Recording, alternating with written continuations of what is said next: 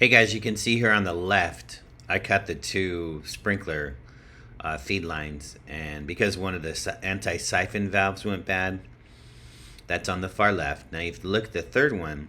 This is a quick disconnect that a guy taught me at Lowe's, and it's just fantastic. If you have an anti-siphon valve go bad, then you just disconnect it, reconnect a new anti-siphon valve within 5 minutes, and you don't no longer have to cut your PVC valves like you do on the left side. So eventually all these 4 units, as they go bad, will all be upper raised on the, as far as the example on the third anti-siphon valve. So they'll all be raised. And remember, they have to be raised above the lawn area. They can never be below. Then your pressure won't work. So let's check out how I did it. It actually saves you time and money.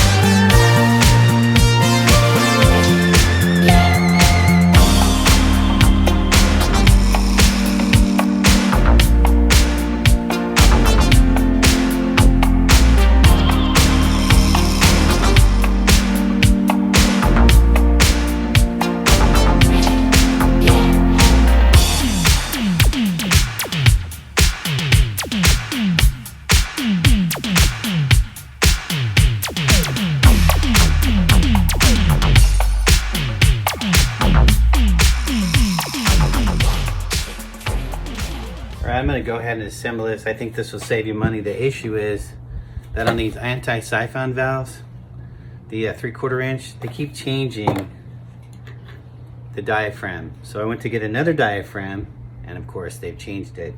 So I've designed a quick release system. So when this goes bad and you can't find the diaphragm, you just release it.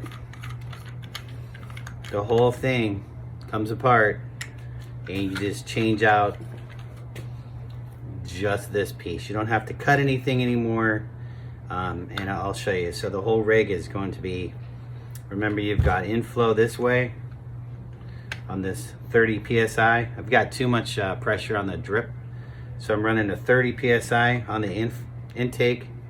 Remember, this has an arrow. I'll show you the arrow right here. Goes this way. So the way it's going to work is going up through the anti-siphon valve out to the drip. Okay, you got that? Now I know you can get these with a filter, but the way I've got this designed too, you could just disconnect this and put in a new one.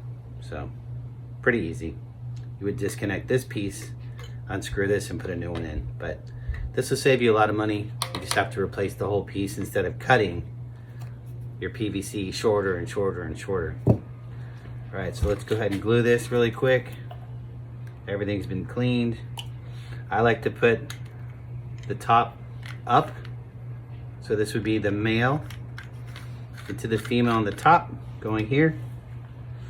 So it's going to be flowing from the 30 psi. Put a little goop in there.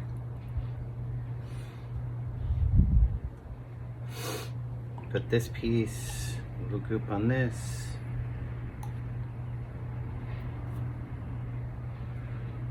Give it a half a twist. Let's see here.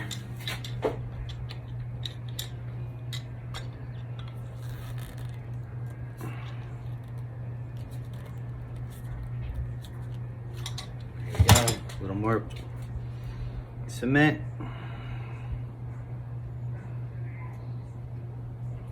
Going into the nail.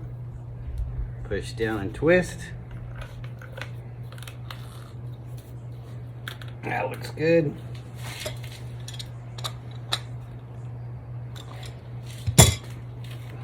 Now this will be going to the register on the intake because of the flow, and then once again out to the drain or the drip.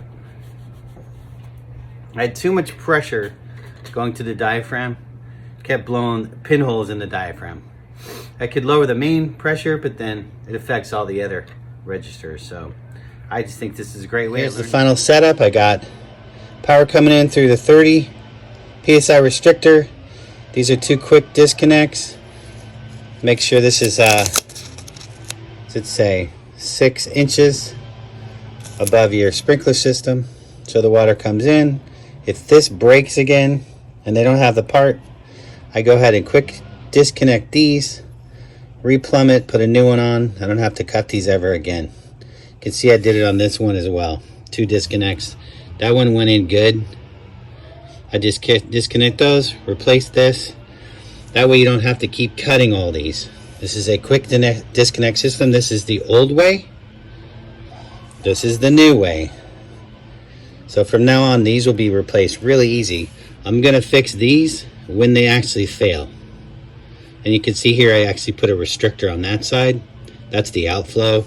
I actually think you should put it on the inflow. Going 30 coming in, so it's pretty much around 80 coming in, 30, changing to 30. I can always adjust it right here with the flow coming out with the arrow to the drip. This is for garden, this is for my lawn, this is for the pond, and this is for the drip system in the front yard. So there you go. Should be pretty good.